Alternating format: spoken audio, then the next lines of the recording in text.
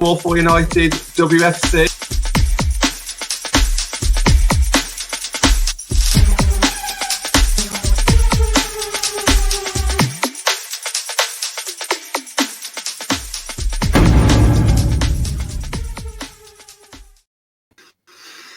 Good evening and welcome to All for United, the Saturday night show. Joining myself and Benny tonight, we've got two guests. Welcome back, John, from Get Pro Academy. How are you? Hi, well, thanks, guys. You? Yeah, not too bad, thank you. And Hermione as well, welcome to the show. It's your first time. How are you doing? I'm good, thank you. Fantastic. So, Benny, obviously yourself as well. You've swapped tonight. How are you, though?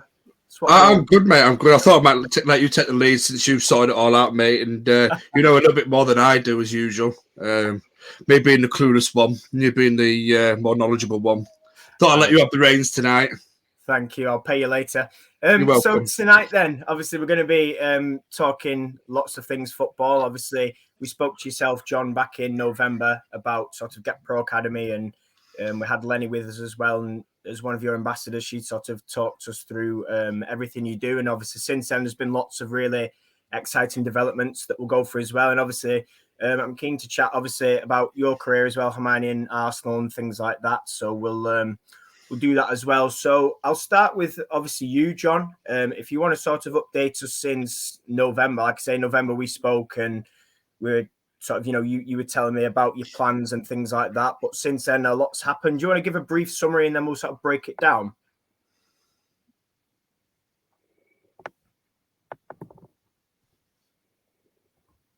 Yeah, of course. Yeah, basically things are going really, really well for us. I think we just opened Newbury when we'd spoken. We obviously have Slough open, which Hermione is going to help us at, which is fantastic.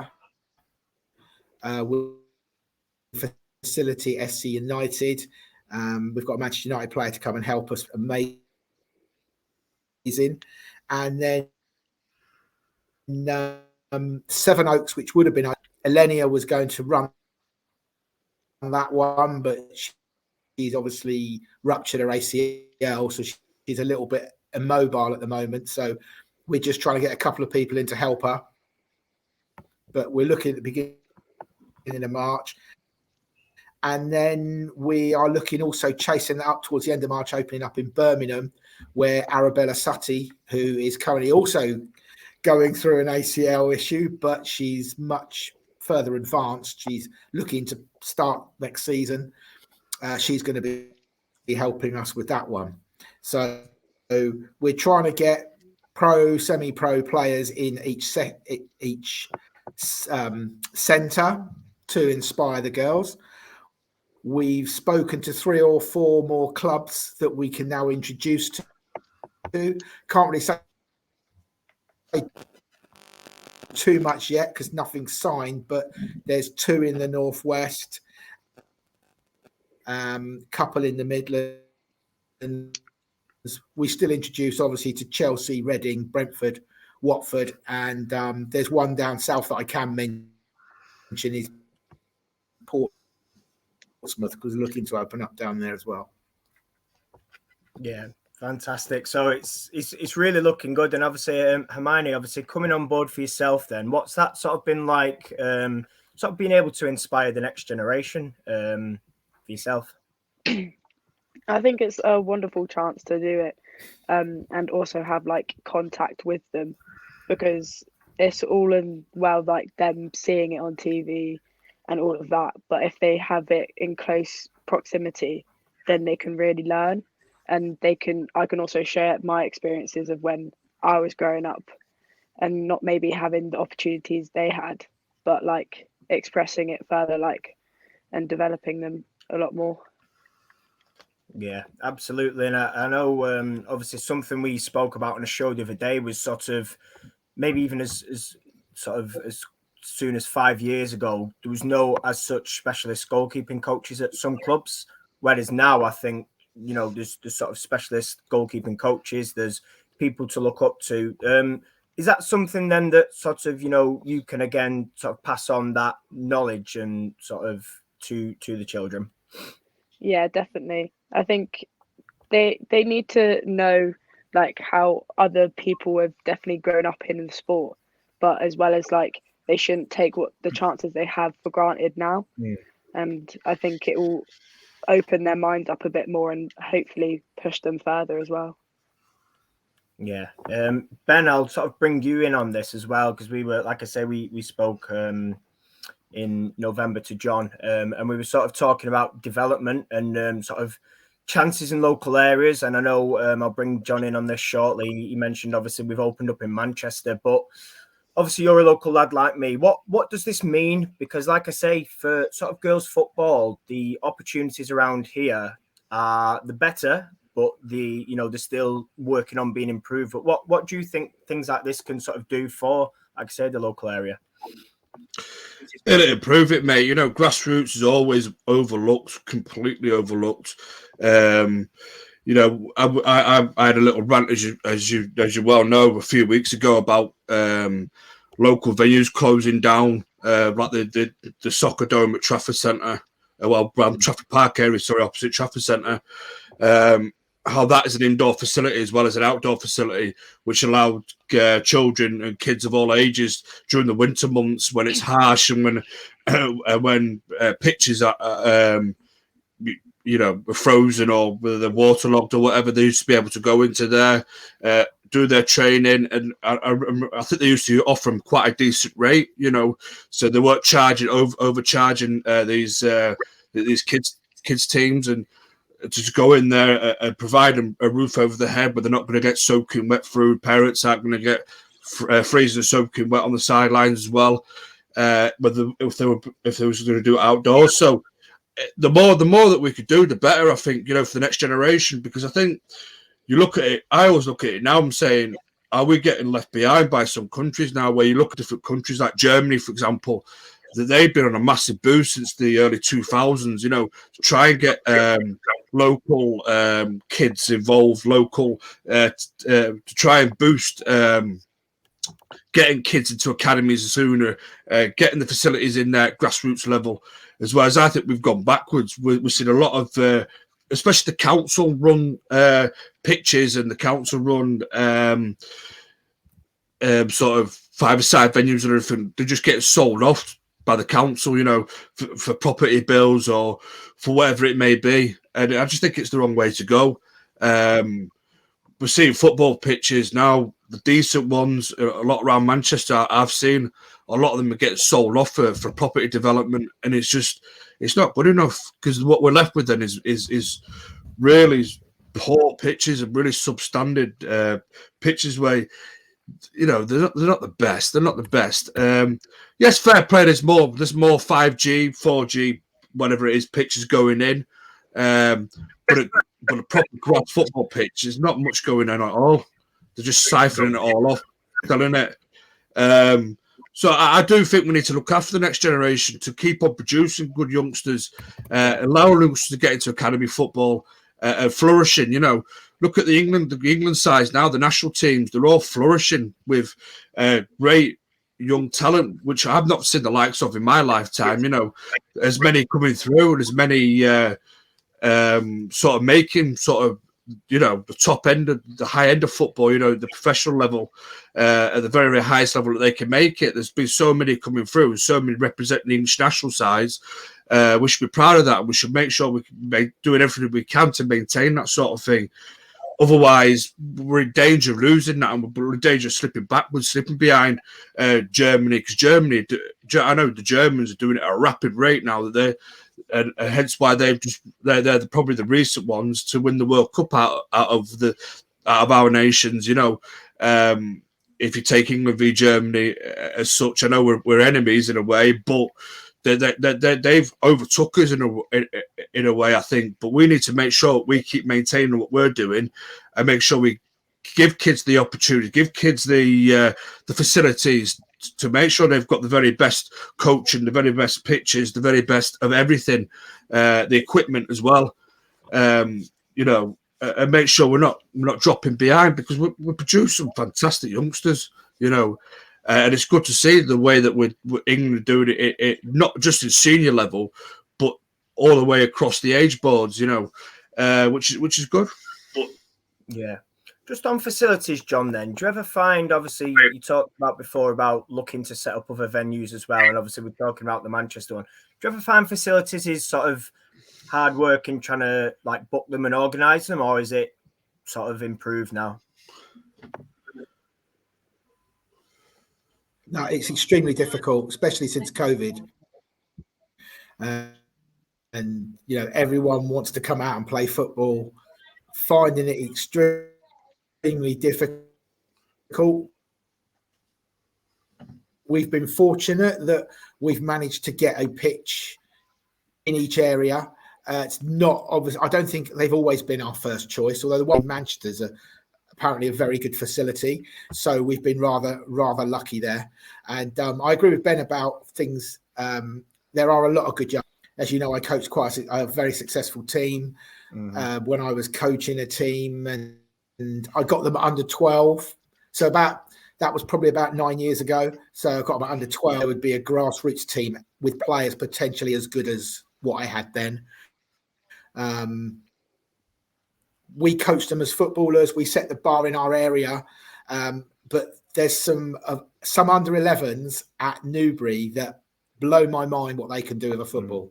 There's one girl that can score from outside the area and it's still rising when it hits the net, and she's just turned 11, and it's absolutely crazy. We want to unearth some diamonds that clubs wouldn't necessarily see, whether the player hasn't got confidence to apply for trials, whether they think they're out of postcode or they just don't know about it. But and there's no money, as we know. It's hard enough money, as Hermione would probably vouch, in the women's game as it is anyway. So when it goes down a level to grassroots and scouting, there's nothing at all. So we bypass the foundation by building with the clubs and sending girls directly that we think have got a shot at getting trials. And it's really nice to see, especially Newbury's really taken off, and there's probably about 8 under 11s that are as good as what I've seen at that age. Yeah, it just shows then, doesn't it? Like you which said, is excellent. Yeah, but sorry, going back to your pitch, which was your question. Sorry.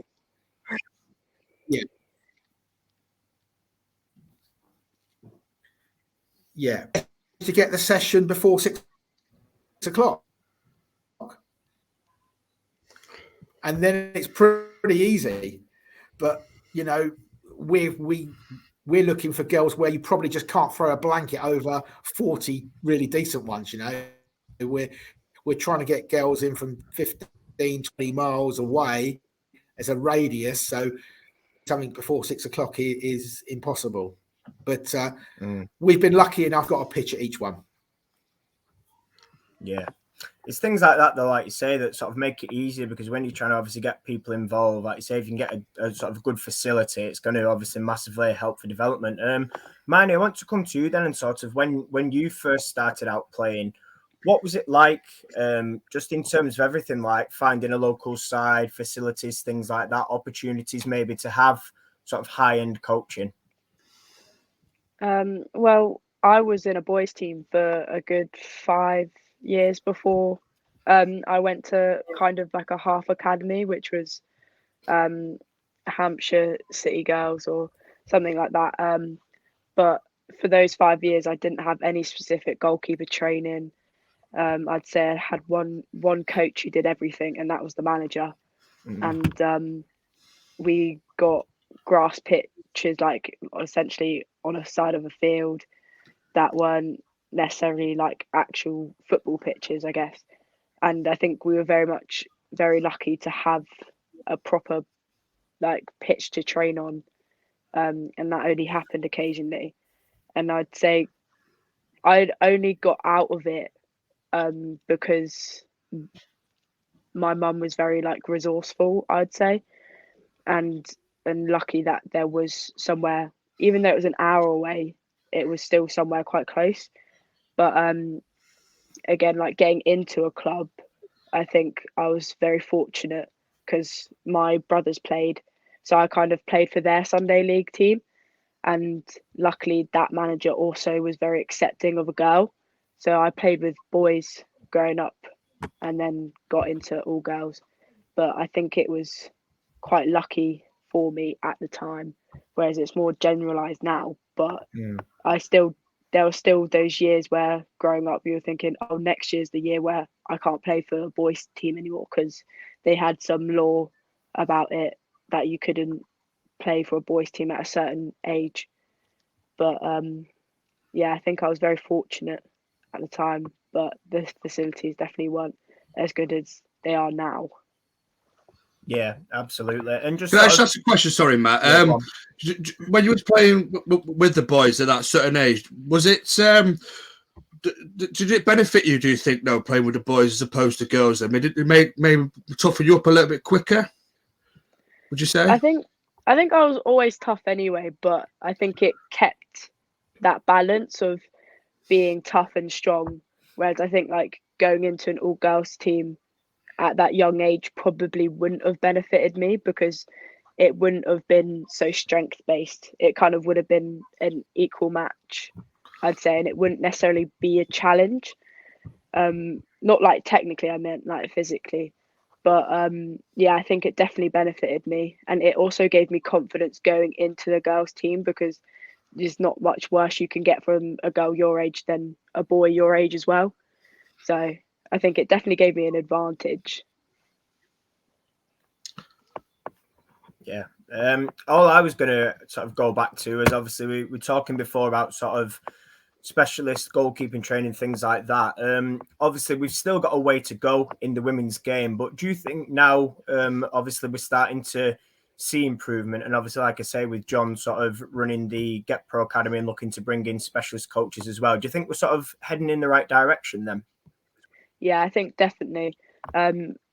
Even from the under 13s, I think there was a specialised goalkeeper coach. So I think it can only really go upwards from now on. And it definitely wouldn't go back to how it was, for sure. Yeah. John, I want to bring you in on this, something you touched on before. We were talking facilities and you were talking about investment. And since we last spoke, you've obviously got MITRE on board to help you out. Do you want to just talk to me a little bit about that, sort of the partnership and what that brings and obviously how it helps just in terms of like the academies?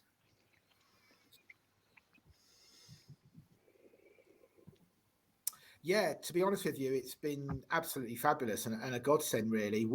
I had several emails and chats with MITRE, or they said they liked what we were doing because it was girls and what would we want. And I suggested we were going to have 5 centres, 40 girls at each centre to start off with.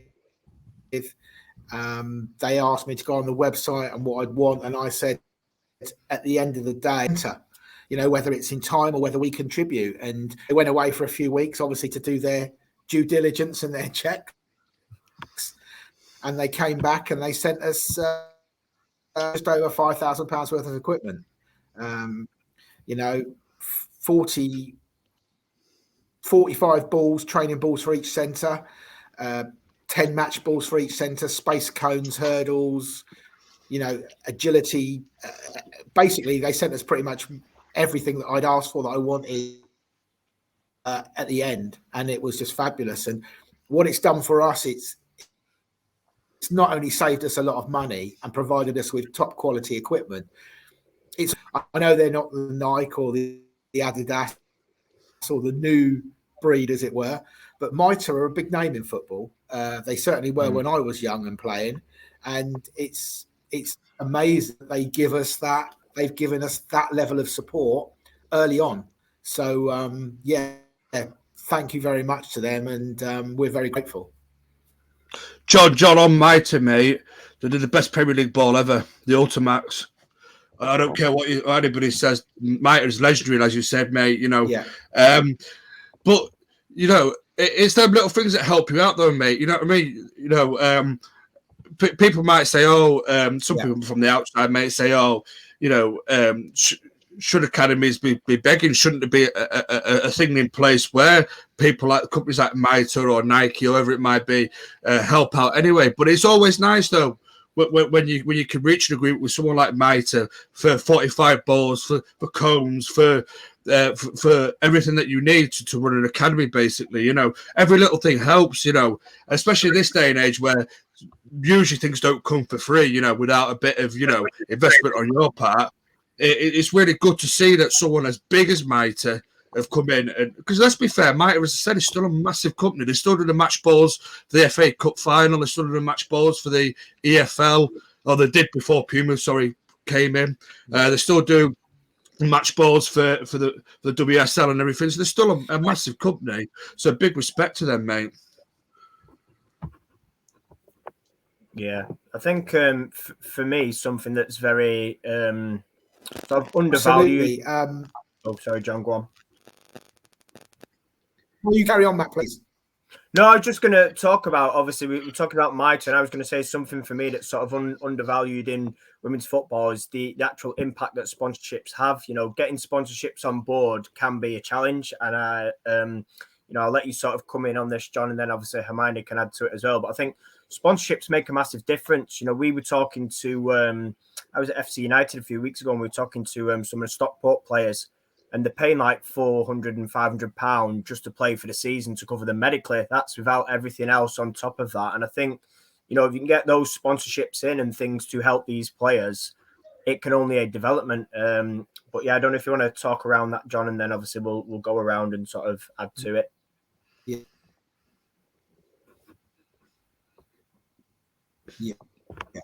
Yeah. No, it's the fact that shows that we're doing something right.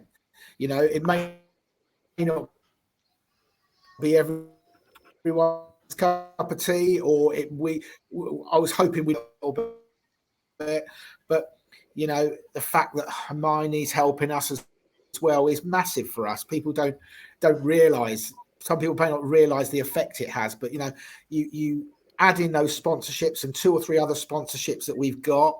Some are just local to the centres that we run because they're local business. You add in like Hermione, Elenia, a nice little backstory that Gemma Woodcock, who plays for Reading, we introduced her to Reading as a 14-year-old, and when they beat Chelsea live on television, she was on the bench, 17-year-old, and we saw her on the television. You know, not during the match, but it's just nice, you know, that it was a girl that we introduced to Reading. We took her out of Cuba. Obviously read that Martha's helping us at Manchester, which is again amazing. And then Arabella at Birmingham. So we've got, I know Martha's Scottish and she's 25, but where we can, I couldn't let that opportunity go. It's so massive for us. But, you know, everyone else, young, English, talented, you know, Elenia, Hermione, Gemma, and Arabella, you know, and that's what we're trying to drive as well. You know, helping people perhaps get starts up. You know, Hermione's made herself any sponsorships and you know, just giving goalkeeper days. You know, it's great. We're going to be organising goalkeeper days, so where Hermione will take goalkeepers from the age of 10 to 14, and give them a proper session. You know, that's what we'll be doing as well. So yeah, it helps whether it's sponsorship or it's paper. Yeah, you know, we try to have like a family, if that makes sense, and everyone that's our ambassador, which thankfully Hermione is, we will look after them as much as we can, as well as using their attraction to get more girls to come to the centres. Yeah. Hermione, do you just want to add in then on sponsorships? I know obviously for goalkeepers, things like sponsorships for example, gloves obviously is massive, but do you just want to talk to me about sort of the process and how it helps and things like that from sort of your point of view? I think it's one of those things as a goalkeeper, you definitely spend more money than an outfielder because you need the boots as well as they do, but you also need gloves. And I think gloves can be used like instantly. It just really depends on the surface you're using, especially getting good quality ones. I'd say like you can get sponsorships for smaller brands, but sometimes they can't necessarily be as good as like say Adidas ones, which is my preferred gloves to use. but they're expensive, and it's very unlikely to actually get one unless you're a very high name. And I think, especially growing up, it's very unlikely for you to get it. So I think having sponsorships, especially if you don't have the money growing up, it can definitely benefit your game as well as like just in general, I think. But obviously you can't just say all your talents in the gloves because it's from you. But it definitely benefits what you're doing, and having that sponsorship to back you, and you don't have to worry about the funds, where they're coming from. It's definitely an important thing, because I think if I wasn't as lucky to have worked like my parents in their positions, to get the gloves I needed or the ones I preferred that actually I felt comfortable in, I might not necessarily be where I am. But like, not giving all the credit to the things you wear, but it's definitely an important part. Yeah. Oh, John's gone again. Go on, Ben. No, I was just going to say, to Hermione, is it really hard to find glove sponsorships though? Is there is there a big competition along line of goalkeepers waiting for a sponsorship for gloves, or is it particularly easy that, say, for the more cheaper brands? Like I know J4K, just for keepers, they seem to like do a lot of glove sponsorships to a lot of sort of players that are down and up and coming. If you know what I mean. I think it's definitely a lot harder to get sponsorships than boot sponsorships, because boots, like, I've definitely worn. You can have football boots or even like rugby, even though they're not the specific type. But I think I haven't seen many glove sponsorships, but I think if you get the boot sponsorships, you kind of get the gloves with them. Yeah. I'd presume. Whereas like one of the first team Arsenal goalkeepers has a Puma deal, and she always has Puma gloves to match the exact shoe she has, so they're kind of matching. But I presume she can kind of pick which ones she wants. But I think it definitely seems like a hard one, because I don't think I have like someone who's come up to me and gone, given like you sponsorships. But that's like kind of the same with boots. I think you kind of just have to be up there, really. So I think it's quite a hard one to kind of get yourself, really. Yeah. I just want to go into sort of role models. I know we were talking about it before when sort of John was saying, you're going to lead goalkeeper only sessions. And I think what's nice and what I like now, certainly, like I say, again, with the profile of the women's game growing in sort of the last 3 to 5 years, is the amount of children now who like idolize the women's players. And I think previously, and especially growing up, for other players as well we've spoken to, they've sort of said there was maybe male role models looked up to. But what do you think of that now? Sort of firstly, was there anybody you looked up to? And then secondly, obviously, being a role model yourself as well for these young players. I think I never really had a specific like famous role model, I'd say. But I had my brother, he's only 4 years older than me, but he was a goalkeeper, and he's the main reason I'm a goalkeeper, really. But I definitely saw him as my role model, as well as my other brother. But it was definitely, if I did have one, it was like Manuel Neuer, and he's obviously like a male footballer. So I think it's nice for the young girls actually having a realistic role model to look up to. Whereas, like, I think if you're growing up my age, you weren't necessarily looking at the women's side because it wasn't very well known. But to grow up now, I think having that realistic, like, I could genuinely turn out like that in 10 years time, maybe, is definitely a nice inspirational part of it, and definitely probably nicer to have than necessarily a male role model. Do you think also, I don't know what your experience is at Arsenal, but at Manchester United, Mary Earps, if she has a really, really good game, for example, or there's a game coming up, David De Gea would then maybe retweet or quote tweet and say good luck or you play very, very well. Does it also is it also sort of beneficial maybe, or maybe is it good for the old boost of the ego where you get like top male goalkeepers maybe quote tweeting you or retweeting you, whatever it may be? Do you think that's a good thing as well to see in the game? Yeah, I think definitely. Like, I've never experienced, but even like walking into the gym and having the male goalkeepers there, or like even the academy, and like saying hi and asking how you are, it definitely it feels like you're appreciated, definitely. And they're not, well, not obviously, but they're a bit more famous than most women like footballers are. So I think it definitely spreads round and shows that they see us as a sport as well as like other people, and I think it just gives us that backbone a bit more. So yeah, I think it's definitely a nice thing to have. Yeah. Sorry, John, we're just picking up on sort of talking about sort of goalkeeping sessions and role models and sponsorships. And I'll bring you in on this. Obviously, you mentioned about having players at the academy. Obviously, how much does that help in terms of, like you say, getting people involved? 'Cause I think what's good is, any sort of local coaches or local, sports clubs and that can say we're going to put on sessions. But I think what you can offer, and obviously we talked about the specialist coaching, is obviously, like you say, players to provide that inspiration. Just tell us how much of sort of a benefit that is. And obviously I can imagine, if you're a young girl turning up to these sessions, you're going to be absolutely loving it, because how many get the opportunity to, obviously apart from watching the game, to actually have somebody come and do some training with them?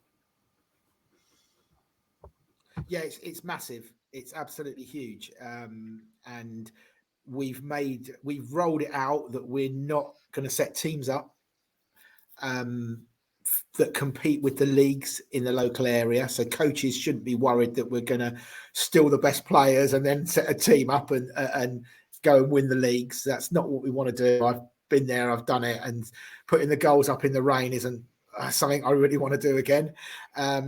It's the development I like, and having people like Hermione, as we said, young, English, talented, willing to give their time up, and I make quite a point of calling it the pathway. And for us, it is the pathway, because there's nothing out there at the moment to guide a young player from grassroots to academy football, giving them the training and knowing the level and the mindset they need to be. It's not all about being a great footballer. It's about being able to perform at the trials as well. And it helps us show that pathway by having players, especially ones that have done it through the academies there. Yeah. So Hermione is massive. And what it does is it brings girls in. Mo's our highest qualified coach. Although it's not about qualifications as well. It's about passion and the sessions you provide. He's UEFA A, I'm UEFA B, and it tends to be sessions that they don't get, because a lot of coaches, and I have all respect for coaches, I've been on the sideline on a Saturday or a Sunday, you don't get paid, you're a level one because you have to be a level one. And these girls, I've always been, I think that's for that if you're a boy, dad buys you a pair of football boots, whether you're interested or not, girls have to find a team. And when you find the ones actively find a team, they turn up and they learn and they listen for the whole 2 hours or 90 minutes, whatever you're coaching for. And some of these girls, as I said, are amazing at young age. The older ones are benefit, but for us, the younger you can give them the right mindset and how to train, it's turning up and talking about TikTok and and EastEnders and stuff like that. You're there to learn. Your parents pay money, and it's important. But going back to your question again, sorry for diversing around the outskirts. Hermione being there and that is pivotal for us. It's something different that nobody else offers, or very few do if they do. It only helps as well. The fact that we're girls only also helps as well. because it gets those girls that are lacking confidence through the door. That's it. Yeah. I wanted to touch on something you said there, John, but I'm gonna come back to you. I'm gonna go and ask this Hermione. John was talking about mindset, and I know obviously you've been training with the Arsenal first team. You travelled to Russia back in August, and you've obviously been part of first team squads now and sort of in and around that experience. How much does that help in terms of like your mindset and development? Because obviously there's quite a step up, isn't there, from sort of your development football to being a part of the first team culture. How do you find that in terms of the overall experience and obviously, like I say, helping your mindset and maybe any nerves or something like that? I think it's definitely a massive step up, and going into it, you're excited, but you're also nervous. And I think it definitely has an impact on how you play. Because I think I've realised, like, because I'm in a mix with first team and 21s at the moment, training with my 21s, I'm calm, I do things with quality, I do it well. And then it gets into the first team, and sometimes you're a bit like your nerves override your ability, and you suddenly, well, not like forget how to catch a ball, but you don't take it as well as when you're in your comfort zone.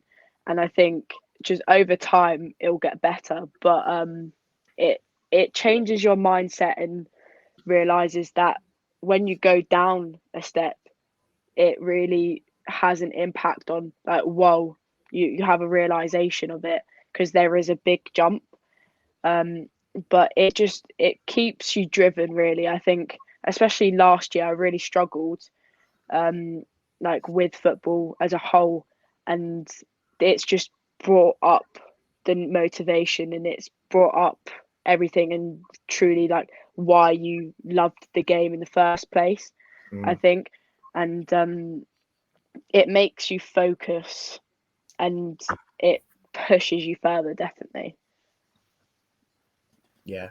Ben, did you want to sort of come in on that, and then we'll go to John?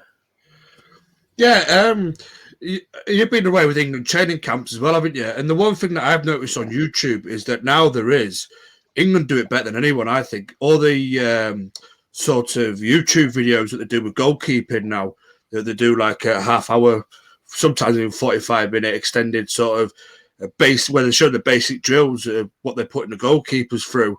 And now they have been doing it for the last few years, I've noticed anyway. They're not just doing the men's now, they're doing the women's as well.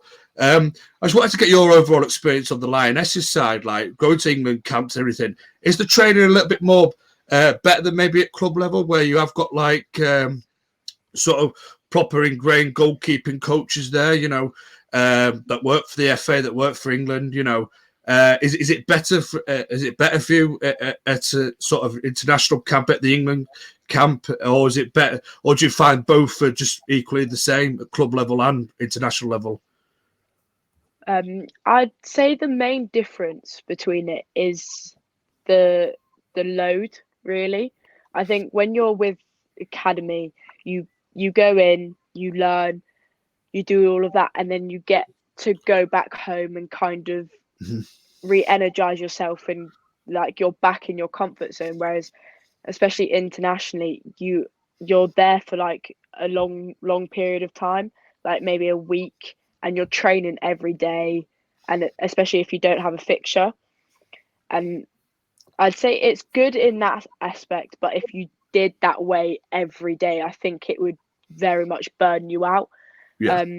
It's a very good experience. It's just also one of those things, it sometimes there's not a balance. Like you get enough rest, but obviously you're not at home. So I'd say that's the really only difference, because especially now where I'm at, it's the same level of training, really.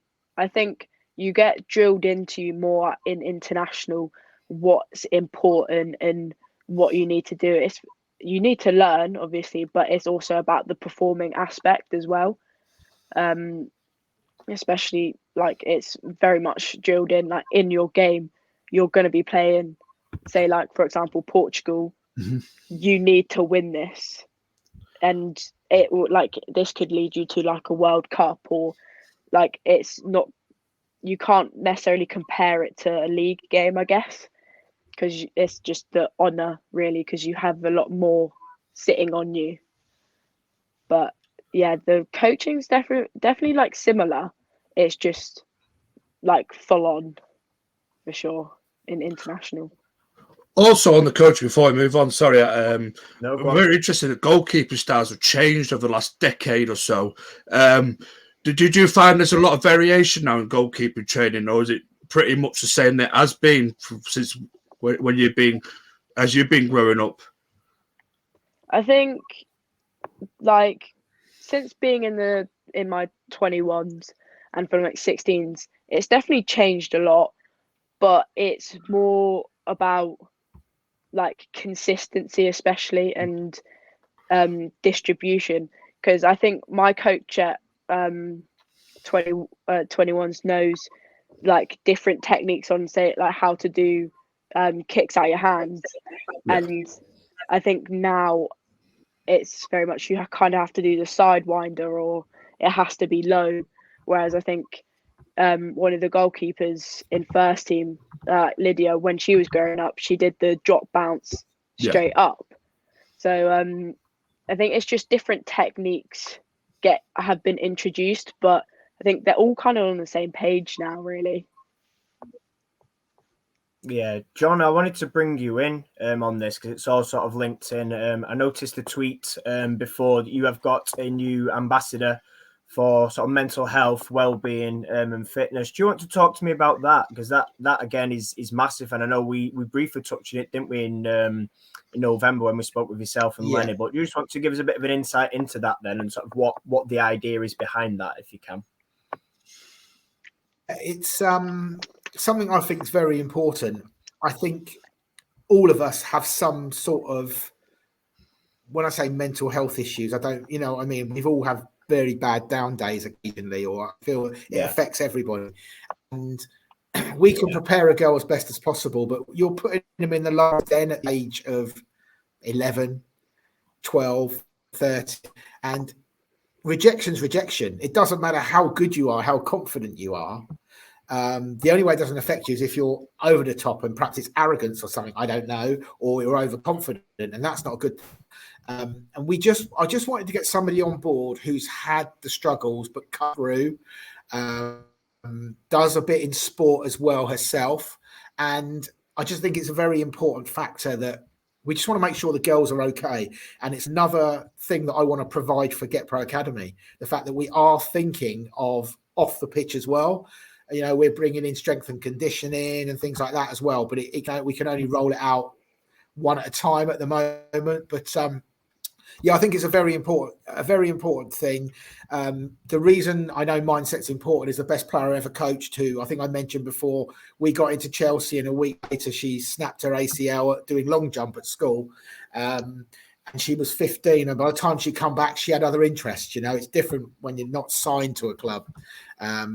And she had other interests. She would play again. And Jill, that is now in the first team squad, she got a no on round one at Chelsea, which I knew was wrong, but she didn't perform.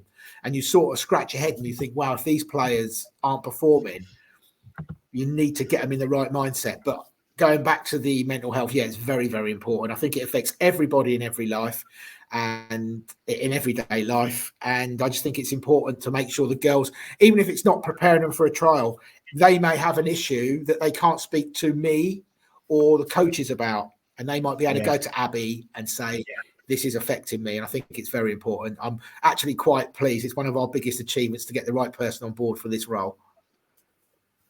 On that, John. Sorry, Matt. On that, John.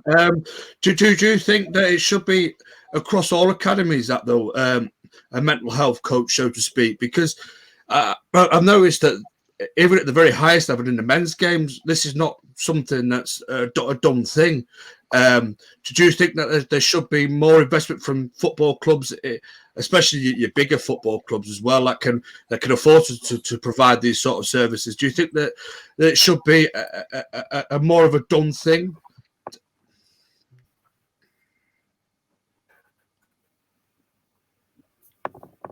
Yeah, I do. I think it's very important, especially when footballers are considered. Look, we know footballers misbehave and behave, and we know that, but they get classed as non-humans because they earn a lot of money. Things don't affect them. Even the little things, look at the boys at who missed the penalties for England. I'm sure they were shattered by it. They were lucky they were with England, I presume. And for me, the women's is even worse because there is a lot less money in there in the game. I think it should be. Perhaps that's just me. I want to do things as professionally and as appealing as possible to people to know, so parents and everybody knows how serious we are. We do USA scholarships. We've got the best people in the business on that now. I just want to I want to be doing the right thing. I don't want any girl under my care, whether it be in Manchester or in Portsmouth or in Sevenoaks, to go through something really bad mentally and not be able to talk to somebody that is in our organisation. I think it's just important for me. I don't mind investing the money because I think it's important. Yeah. Whilst we're on these lines, and obviously I want to sort of get your insight into this, Hermione. Obviously being a goalkeeper, and obviously the sort of the thing isn't that you have to be mentally strong, because obviously being sort of the last port of call, if a mistake happens on the pitch, it's kind of usually results in a goal. How do you sort of maybe, I don't know if learn from that's the right word, but how do you sort of deal with sort of setbacks and maybe look to work on the mental side of the game? Like I say, if a striker misses a goal, they get a million chances, but if you'd made a mistake and it results in a goal, it's obviously a kick in the teeth. How do you sort of deal with things like that then? Yeah, I think it's definitely important, like what John's doing. Like, I think where I'm at, I have that, like with Arsenal, I have that access too, and it's definitely very beneficial. No matter like how like serious something is, you have that safe place to go, and I think all academies should have that, because it's not one of those things you don't feel comfortable talking to a coach about it because it's not necessarily the right place to go. But yeah, definitely growing up as a goalkeeper, it's extremely hard. It gives you different battles, I'd say, than an outfielder.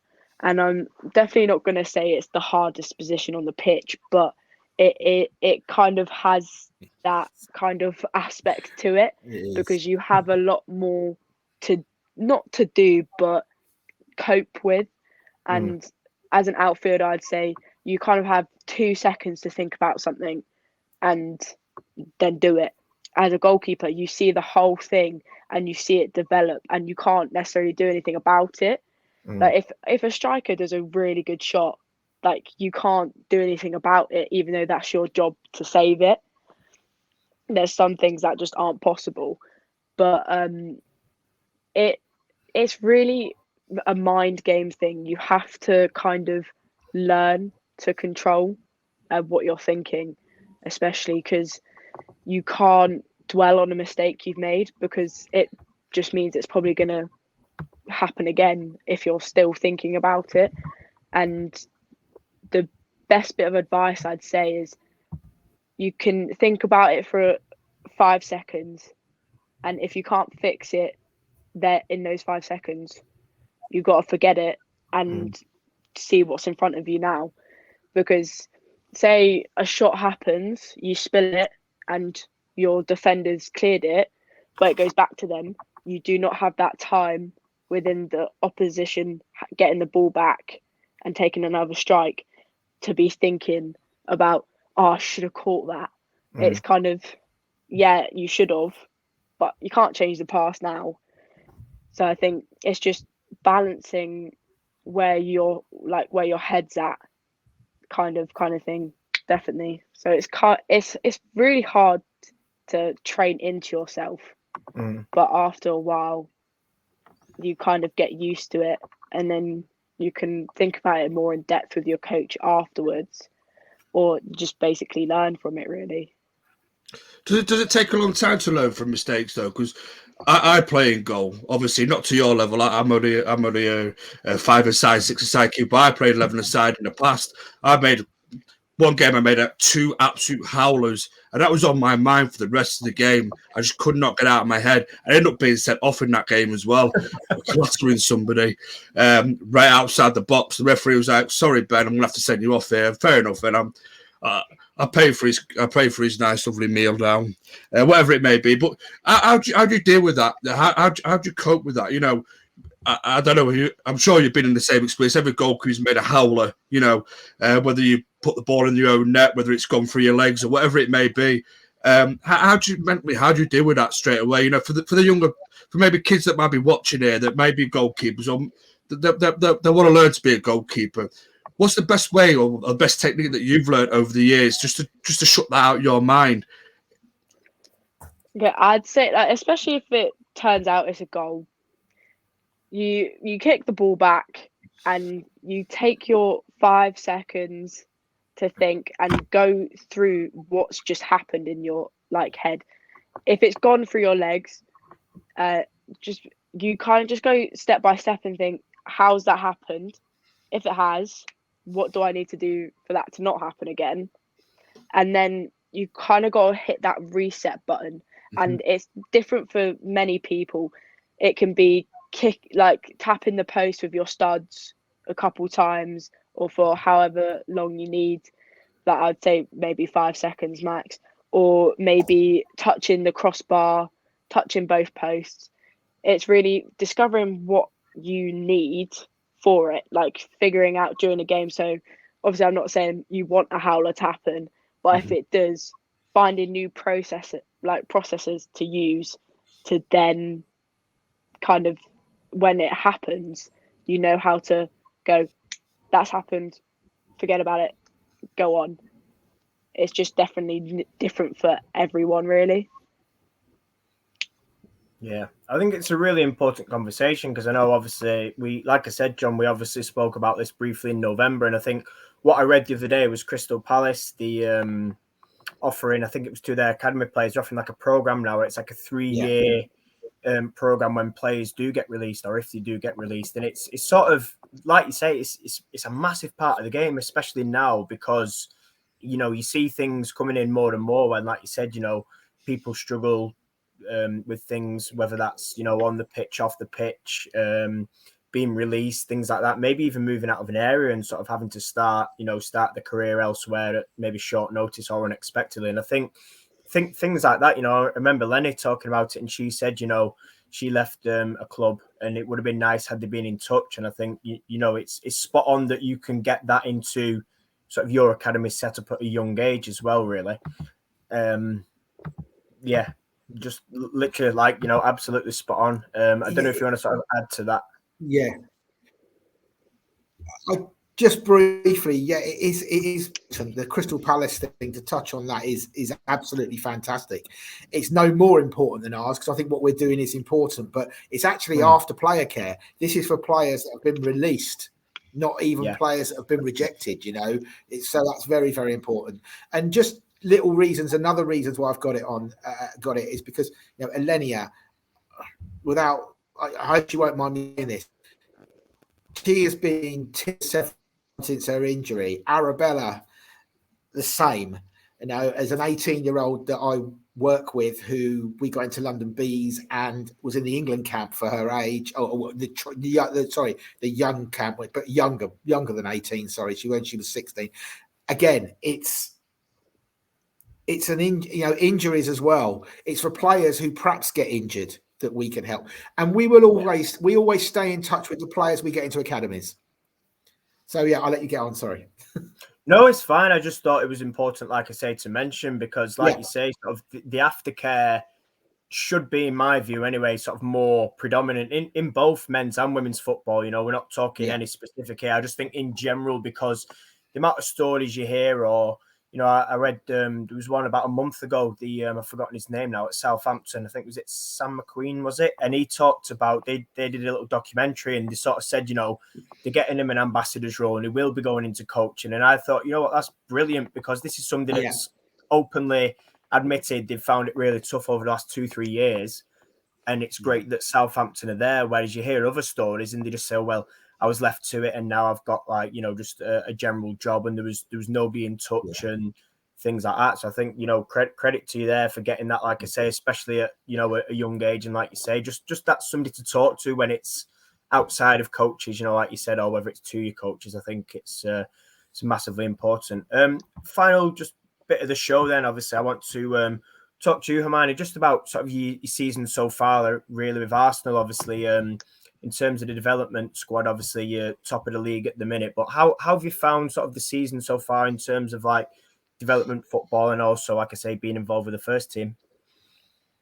I think I haven't necessarily played that many games for the development team, but I'd say the games I have played, it has that quality there where there's obviously a difference between first team and 21s, but it doesn't seem like a massive drop in. You still get those chances. I think my first full game or second full game was against Man City in November, October time, and we were at the Man City ground. We didn't play in the stadium there, but we were literally right next to it. And I think the quality in it is still there and getting much greater. And I think the start of my season was definitely not me playing, but the experiences I had. Went to Russia for a week. I was training with the first team and warming up. I also went to Barcelona, played in the Barcelona women's stadium, warmed up and had all the fans there, and also went to Copenhagen. And it's just the chances I've had, and the war, like even being in the warm up, has definitely been amazing. And the last two games the Arsenal women have had, I've been second keeper, and it's kind of one of those, they believe in me enough to the fact that if their first choice gets injured, I'm coming on. And it's been a very good season so far, I'd say. I wouldn't say I've played as many games as I'd liked, but the games I've played, I've had the quality, and I've been successful with it. And then also the games I've watched, like especially the Barcelona game, it was amazing. And I think it's pushed on my knowledge. And I've had like quite a generalized knowledge anyway of football, and I'm quite smart when it comes to it. It's just having it in front of you. And I'd say Barcelona is the best team in the world, especially for women's at the moment. And it's just amazing, really. Yeah, and obviously just to touch a little bit further, obviously we talked about sort of stadiums and things like that. 2 games as well coming up soon at the Emirates as well, Derby Day and obviously the Champions League. What do you think of that then? Because I think that's great that obviously the club has one, sort of pushes that, and there's obviously been quite a few games at the Emirates now, but I think, or I believe this is back to back, is it, or in the same week? How much is that going to help in terms of sort of, pushing on the support for the women's side? I think it's greatly going to support it, because where they play now is Boreham Wood. I wouldn't say, when you think of Arsenal and you're going to go, oh, watch Arsenal women's play, and then you go, oh, they play at Boreham Wood. It's not really one of those generalised knowledge things you kind of know. But at the Emirates, it's kind of, it makes the atmosphere so much better because it's the Emirates and the men play there, and there's chances of getting like quality food and watching them in like a proper stadium, which is nicer than, I'd say, what probably a lower league's boys team use.